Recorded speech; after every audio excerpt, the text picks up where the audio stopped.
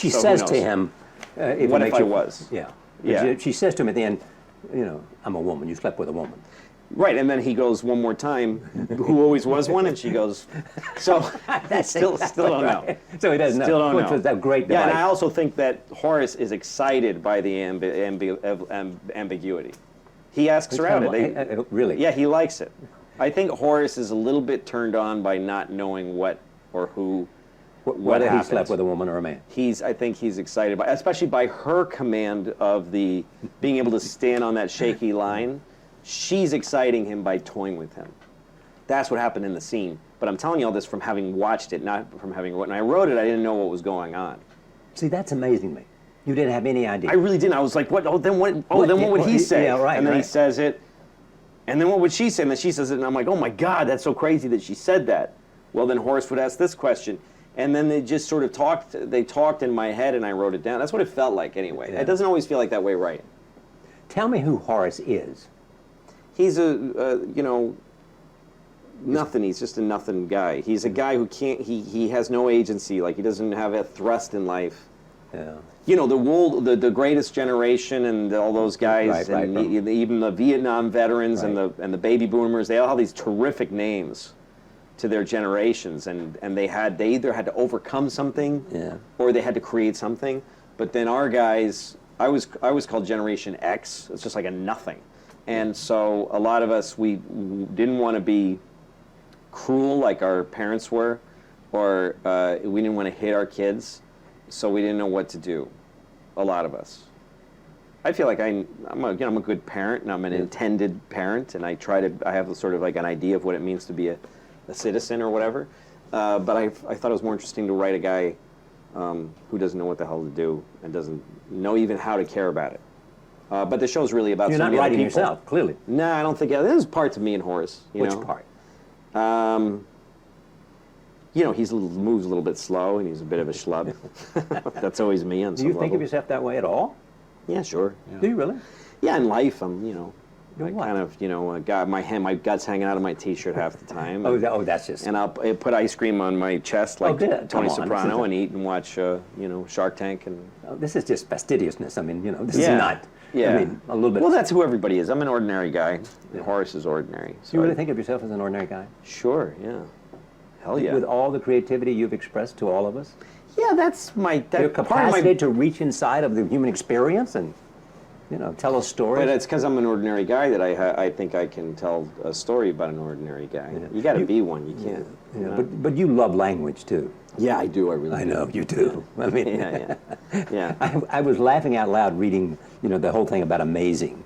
Yeah. Use of the word amazing. So what are you going to do when somebody has Right. a really amazing Yeah, experience? no, you got to have some sense of turning the volume up and down. You know? See, that's a perfect way to express it. Yeah, you can't just go for the top every time. There's a quote from Gary Shandling: "The world is just too noisy and distracted to probably ultimately survive. Everyone needs to shut the fuck up. The answers are in the silence. Monks set themselves on fire to make just point. Just consider it." What does that quote mean to you? Well, Gary wrote that to me in an email, I know. and he wrote that to me a few weeks before he died. Just a few weeks. Yeah, maybe a couple of weeks before he died, and. Unexpectedly. He was a great friend, and he was the kind of guy I could talk to him for hours, and then we never had enough time. Like, we talked for 4 hours, and my mouth would get all dry talking to Gary, and I would get, like, a headache because I wouldn't want to drink water or do anything to stop talking to him. And then it'd be over, We'd have to part company, so... I always thought about him. He came to my show. I always thought about him as, God, I wish he was doing something right now. Yeah. Yeah, I know what you mean. He was that good, and you just He was one of the best ever. I know. Yeah. One of the greats. And why the hell is he, you would ask yourself. Yeah. Well, he gave a lot. He gave a lot of great stand-up, and his series was a lot of TV has been built on the back of that exactly series. Right, yeah. Yeah, a lot of people don't remember that. And he was terrific even when he substituted for Carson. That's right. I showed the first episode of Larry Sanders to my 14-year-old daughter after he died, and she loved it. And it was fresh, and she watches like 30 Rock and new shows. And this show it's right up against them, and it begat them, Yeah. Your role in this is very much of a guy who listens. He's a listener. Yeah. I mean, Horace is very quiet, and he doesn't talk much. And part of that is because I wanted to be able to effectively direct the show and do it without. You didn't want to have many lines? I didn't want to have a lot of lines. And also, look at the cast. Edie Falco and Steve and Alan and Jessica Lange. These are all better. These people are all better than me. They're all better actors than me. So, you're right about that. Yeah, for sure. So I wanted to just give them a platform and just be there as a sounding board. But you've been doing some acting. Are you surprised? You seem like a natural. I mean, I hope I am. I know I own a lot of terrible moments on screen that I can't take back, including on this show. Yeah, I'm stiff. I'm not really, towards the end of Horace and Pete, the feelings about the show were so real to me. I really felt like Pete was my brother. And so when hard things happened to Pete, I got very upset. And you feel it because you created. Oh God, yeah. See, that's an amazing thing. I mean, you created Horace, and you created Pete, and you created the other characters. And then I got involved like I was in the family. Like you were there. Yeah, when the show, when we shot the last episode, I was I couldn't. It took me a while to recover from it. I never had an experience like that because I didn't have to act. I didn't have to conjure something from my past or figure out how to get there. I was just very upset, for real. And all of us, we traded emails. Me and Alan and Edie and Steve traded emails saying that we're in withdrawal and that we were upset, that it was hard to walk away from the show, and it was hard how it ended. Does it have to end? No, not necessarily. No, but I mean the season is over. The story that we told is over. It's a 10-part. It's like a 10-act play. That's what Horace and Pete is. It's more like a 10-act play than it is like a series. See, the thing with a series, when you write series television, you have to keep everything intact all the time. You have to keep all the balls in the air. So you can't really have anything big happen or big be said, because then you can't take that back. Every show has to reset. TV has this thing where it kind of shows up your house like a vacuum cleaner salesman, and it makes a mess on the floor, but they got to clean it up before they leave. TV is supposed to leave you the way it found you. You know what I mean? Yeah. And that way you'll want to watch it the next week, forever. It's a perpetuity thing. But so the idea with this show is to write something where every week it's gonna take a piece out of you. It's gonna leave you a little bit broken. And you'll go like, how the hell did I get to keep doing this? Well, we don't have to keep doing it. We don't have to. I didn't have to make more than 3 if I didn't want to. What's the level of satisfaction from this? Level of satisfaction from this compared to the other stuff you do? I mean, can you even judge it, weigh it? No, I can't, because this was so personal, and it felt so real to me, and it was so satisfying. And a new direction too. Yeah, brand new thing. That's the thing that's so fun. Is to learn a thing you've never done before and then do it really well. I'd never done a show like this. None of us had. Nobody had. I mean, nobody had made a show. It was closer to Saturday Night Live than it was to a sitcom, because we had to throw it together and have it up on the site. We shot it Wednesday and Thursday and had it up on the site Saturday morning. So it was a very quick, and all of a sudden it was in the world. All the episodes had been written by the time you started shooting. They've been written, except for we did things about current events, because it was a bar, and I thought people at bars talk about what's going on in the news, so if they could talk about what was actually in the news. That's why we shot it so close to the air date. But the satisfying, nobody had figured out how to do that, and I invented a way to direct the show that we could get it up quicker. What was that? It was this color coding with the cameras and stuff. It was a thing that was kind of tricky to figure out. So but it was here's fun. what It was also fun, Here's what I hear. I mean, you rate stand-up the best. Acting and getting not only good reviews, but also more and more roles. You're now a director. Yeah. You are now a producer. Yeah. You mounted this whole thing. Yeah. I mean, do you come to some sense, I can pretty much do whatever I want to? Well, there's a million things I can't do yet, but thank God, Yeah. I mean, you want to keep trying. You want to get more. It's like if you're in the Army. A friend of mine was in the Army back in the 80s. Yeah. Late 80s. And so he would just go to, he took his little platoon as a sergeant. He'd go let's go to jump school. Let's all just go to jump school. Yeah. And they go for he was a what do you call it, reserve. Right. So on his weekends, instead of sitting around playing ping pong, they go to jump school. Let's go to jump school, and then they got a patch for jumping. Yeah. Then they go, hey, let's go to medic school. So they all got rated as medics, and they got this big bunch of patches, all these skills that he's packing his head with. Unfortunately, then a war broke out, and he was sent right to the front. Like, look at all these skills you have, and he didn't. We need you. Yeah, exactly. Yes. So he had to do all this stuff. But anyway. But I mean, the world. I like getting patches. It's like being a Boy Scout, and then you can all of a sudden you can do that. Like in what's the movie Matrix? Matrix, yeah. When there's a helicopter and he says to her, do you know how to fly a helicopter? And she goes, wait a minute, and she just loads the program. Now I do. Well, anyone can do that. It just takes longer. You could just load a program. So now I know how to create a multi-camera drama and mount it the same week that I shot it.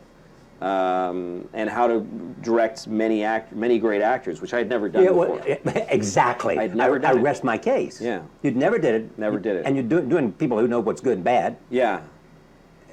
So, yeah, you just open yourself to the thing and you go, I've You done just said, other I'm going to things. go do this. Let's go.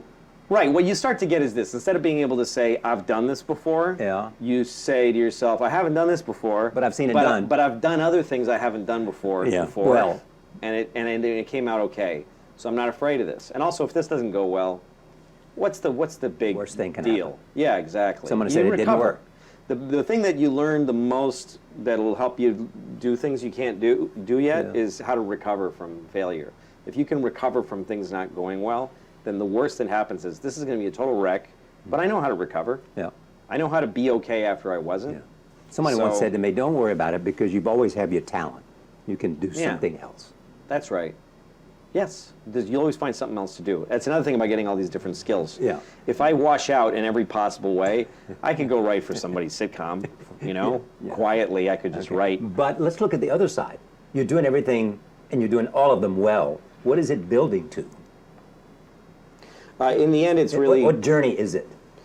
It's one show at a time and one story at a time. So I'm not trying to be some like guy who can do all these things. It's just I really wanted to tell this story about Horace and Pete and his family. But you had so this confidence- was how to do it. So let's learn how to do it. Yeah. I mean, this is learning on the job. That's right. So the thing, what it's building towards is whatever stories I come up with that I want to tell.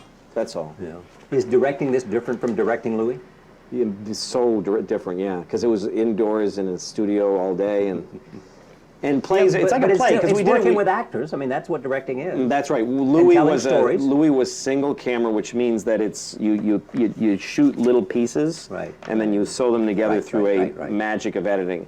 This thing we shot like 20 pages without stopping. We did it like a play. We let people feel like they were at a play performance. So we didn't. So it was about rehearsing and preparing, and then just letting it happen. It's a completely different kind of directing. I'll bet you that all of these experiences have somehow said to you, why don't I try a Broadway play? Yeah, I'd love to do that. I will. I have to write it though. If I write a play, Yeah. then I'll definitely try to go make it. Yeah. So is writing in the end what you are, a writer? I think that's probably what I'm best at. It's Or a core. besides the stand-up. I mean, stand-up Yeah, I is. know. I'm a comedian since I was 18. Yeah. And I never stopped being one.